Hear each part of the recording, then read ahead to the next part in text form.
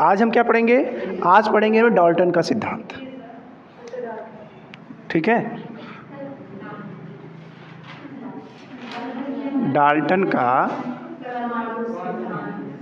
परमाणु सिद्धांत। ठीक है, ठीक है, एटॉमिक थ्योरी ऑफ डाल्टन। ठीक है, इसमें क्या बताया गया था कि डाल्टन ने बताया कि जो भी रासायनिक अभिक्रिया होती है उसमें छोटे छोटे कण पार्टिसिपेट करते हैं, भाग लेते हैं। ठीक है, उन कण को ही परमाणु कहा गया। डाल्टन से पहले बहुत सारे ऐसे ग्रीक वैज्ञानिक रहे जिन्होंने उस कण का नाम लिया था और उस कण को लास्ट में बोला गया परमाणु। ठीक है, उन्होंने बताया कि जो रासायनिक अभिक्रिया होती है उस रासायनिक अभिक्रिया में छोटे छोटे कण भाग लेते हैं और ये अविभाज्य होते हैं, मतलब इनको तोड़ा नहीं जा सकता है। तो उसको उन्होंने क्या नाम दिया? डाल्टन ने परमाणु। क्या नाम दिया? परमाणु। जैसे मान लीजिए कि कोई एक रिएक्शन हो रही है, जैसे मान लीजिए मैं एक छोटा सा एग्जाम्पल दूँ, H2O2। ठीक है, तो अब इसका मतलब है कि ये हाइड्रोजन का अणु है और ये ऑक्सीजन का अणु है। अणु क्यों कर रहे हैं पता है? क्योंकि ये दो हाइड्रोजन से मिलकर बना है, दो हाइड्रोजन परमाणु से मिलकर बना है और ये भी दो ऑक्सीजन परमाणु से मिलकर बना है। ये क्या करेंगे? ये अभी क्या है?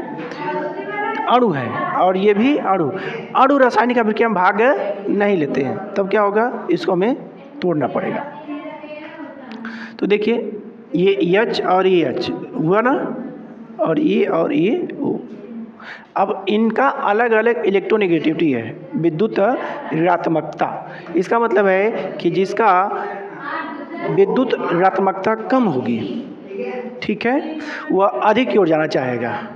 अधिक का मतलब जैसे मान लीजिए ऑक्सीजन की हाइड्रोजन की तुलना में ज़्यादा है, ये ज़्यादा विद्युत ऋणात्मक तत्व है। इसका मतलब इसको अपनी ओर खींचना चाहेगा। दो लोग जब बराबर होते हैं तो उनमें कोई अट्रैक्शन नहीं होता है। जब दो विपरीत लोग आते हैं, थोड़ा से आगे पीछे कम ज़्यादा होता है, तब उसमें अट्रैक्शन लगने लगता है। क्लियर? तो इसका मतलब है कि ये इसको अपनी ओर खींचना स्टार्ट करेगा। तो यहाँ पे जब पानी बनता है तो ये बनेगा H2O। इसका मतलब है कि ऑक्सीजन का एक परमाणु हाइड्रोजन के दो परमाणु के साथ मिलेगा। समझ में आया ना? तो एक ऑक्सीजन ने दो हाइड्रोजन लिया तो दो ऑक्सीजन कितने हाइड्रोजन लेगा? अभी तो इसके पास दो हो गया, ये भी दो है ना अभी, तो ये भी लेगा।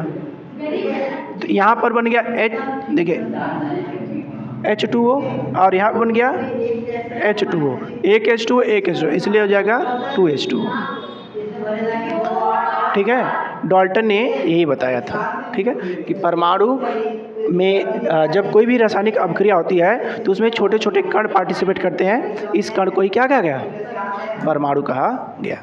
ठीक है, क्या लिखेंगे इसकी परिभाषा? कि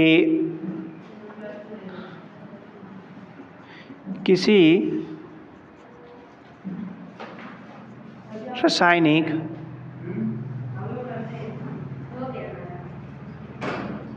अभिक्रिया में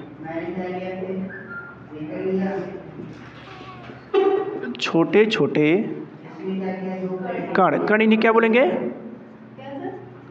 जो कण का नाम दिया है उसको क्या कहेंगे? छोटे छोटे कण भाग लेते हैं तथा ये कण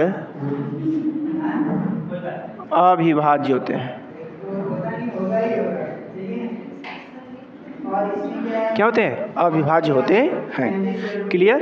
समझ गए ना? चलिए, जो प्रचार करे उसी को सब जानते हैं, जो प्रचार न करे उसे सब भूल जाते हैं। देखिए नहीं है?